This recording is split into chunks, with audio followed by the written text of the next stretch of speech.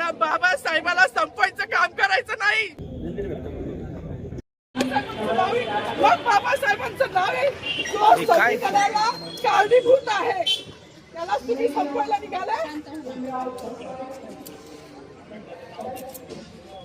पालकमंत्र्यांची फार मोठी चूक आहे मॅडम, माफी मागणार नाही, पण पालकमंत्र्यांनी त्यांची चूक पत्रात घ्यावी. नाही आता राहू दे, जसं तसंच राहू दे.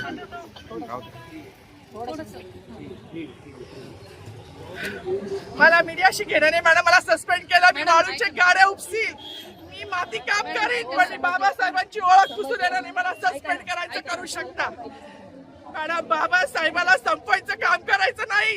26 जानेवारी 15 ऑगस्ट मध्ये मी नाही मानत, पण लोकशाही मॅडम तुम्ही सुद्धा संविधानामुळे आहात, पालकमंत्री सुद्धा पालकमंत्री संविधानामुळे आहे.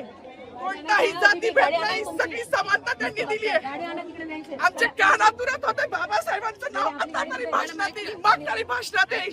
ज्या लोक संविधानाला लोकशाहीला कारणीभूत नाही त्यांची नावं वारंवार घेतली गेली, मग जो संविधानाला कारणीभूत आहे तो प्रजासत्ताक दिनाचा जो मानकरी आहे त्याचं नाव भाषणात का नाही. कोणाची गाडी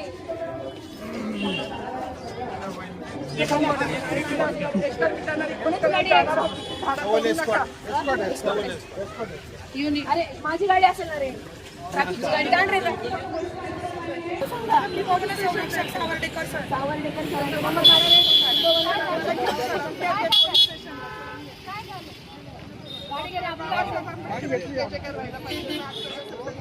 माझी मागणी असतात सांगितलं पाहिजे ना, सांगायला पाहिजे.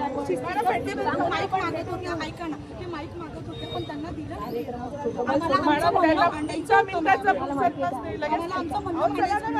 ऐका ना, आज खाकी वर्दी असेल किंवा आपण कोणापुढे खाकीवर्दीवर मतदान करू शकतो, मानू शकत मानायचं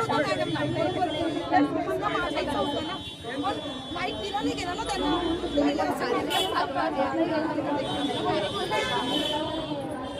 चला ना मॅडम, मी स्वतः येते मॅडम.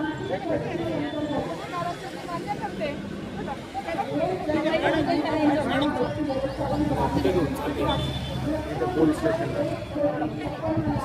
पोलीस स्टेशन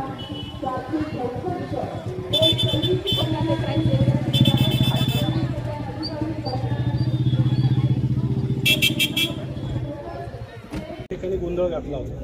नेमकं ऑर्डर राहिला असेल, पण तसा काही माझा कुठलाही हेतू नव्हता. कुठलाही माझा तसा हेतू नव्हता आणि त्याच्यामध्ये फक्त मी घोषणा केली भारत माता की जय, माता शिवाजी महाराज. पण तसं काही असेल तर अनावर झालं असेल. आता त्यामध्ये कुठे काही मुद्दाम नाव डावलण्याचा वगैरे हेतू नाही. आणि मला वाटतं प्रत्येक वेळेला आपण ज्यावेळी भाषण देतो ते तपासून बघा, त्यावेळेला काही होत नाही. यावेळेला काही वाटायचं व्यक्त करतो.